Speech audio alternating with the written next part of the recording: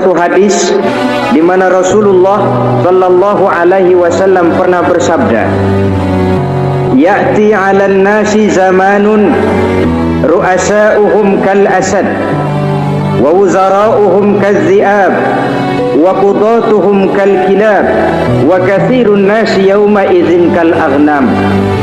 Pada satu saat, kata Nabi, akan datang di tengah masyarakat manusia di mana pada masa itu muncul pemimpin-pemimpin yang bertingkah laku seperti singa. Ru'asa'uhum kal asad. Pemimpin-pemimpin mereka bertingkah laku seperti singa. Saudara kenal singa? Saudara boleh periksa di mana ada hutan, singa selalu menjadi raja. Padahal hutan belum pernah bikin pemilihan umum. Tapi yang namanya singa tidak pernah peduli ada pemilihan umum atau tidak, raja hutan tetap singa.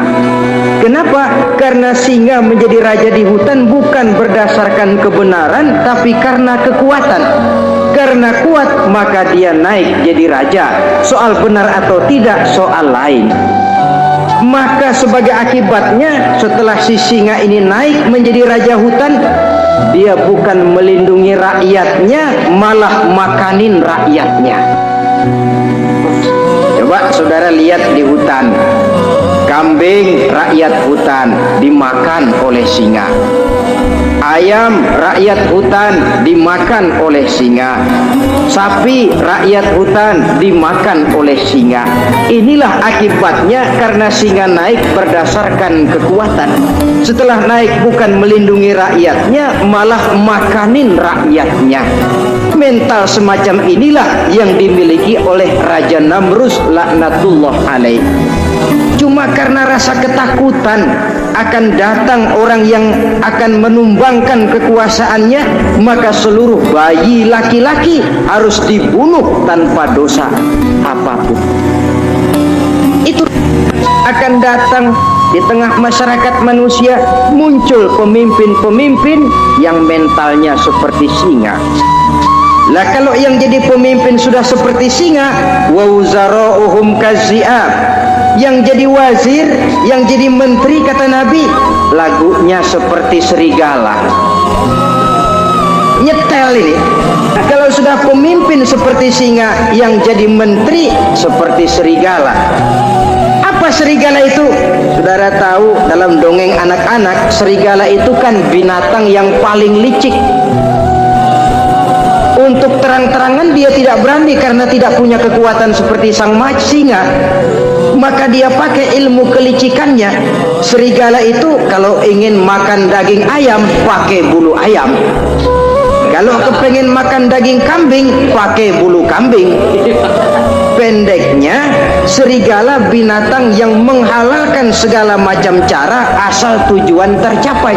Itulah serigala, lambang dari sifat kelicikan. Lempar batu, sembunyi tangan. Pengen makan daging ayam, pakai bulu ayam, nyaruh jadi ayam. Pengen makan daging kambing, pakai bulu kambing, nyaruh jadi kambing. Ini akibat dari yang pertama tadi. Pemimpin seperti singa, lalu menteri pun seperti serigala. Efeknya kemudian yang segera menyusul apa? Wa qudatuhum kal kilab. Kalau pemimpin sudah seperti singa, menteri sudah seperti serigala, wa qudatuhum kal kilab, akan muncullah para penegak hukum yang mentalnya seperti anjing. Inna lillahi wa inna ilaihi raji'un. Penegak hukum yang mentalnya seperti anjing itu. Anjing, saudara lihat, anjing akan setia kepada siapa saja yang memberinya daging. Kalau dia disuruh jaga rumah, dia tidak bisa membedakan mana yang maling, mana yang tamu. Biar yang datang tamu, kalau nggak bawa apa-apa, pasti digonggong. Biar yang datang maling, kalau bawa daging, anjing kalem. Pokoknya siapa yang memberi saya daging, itulah majikan saya. Apa kata majikan saya, itulah yang saya laksanakan.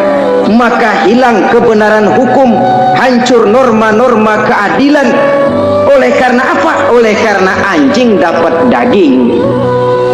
Lalu dalam kondisi semacam itu, yang jadi rakyat bagaimana? Kata Nabi, wa katsirun nas yauma izin kal aghnam. Adapun kebanyakan orang pada masa itu, lagunya sudah seperti kambing. Saudara, kambing itu binatang yang cuma menang geroyokan dan tidak punya alternatif. Namanya kambing, digiring ke lapangan embe, betul kan? Digiring ke kuali embe, dikasih makan rumput embe, sampai pun mau dipotong masih embe juga.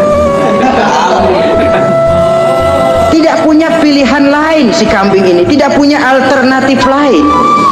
Kondisi semacam inilah yang terjadi di masa pemerintahan Raja Namruz laknatullah alaih.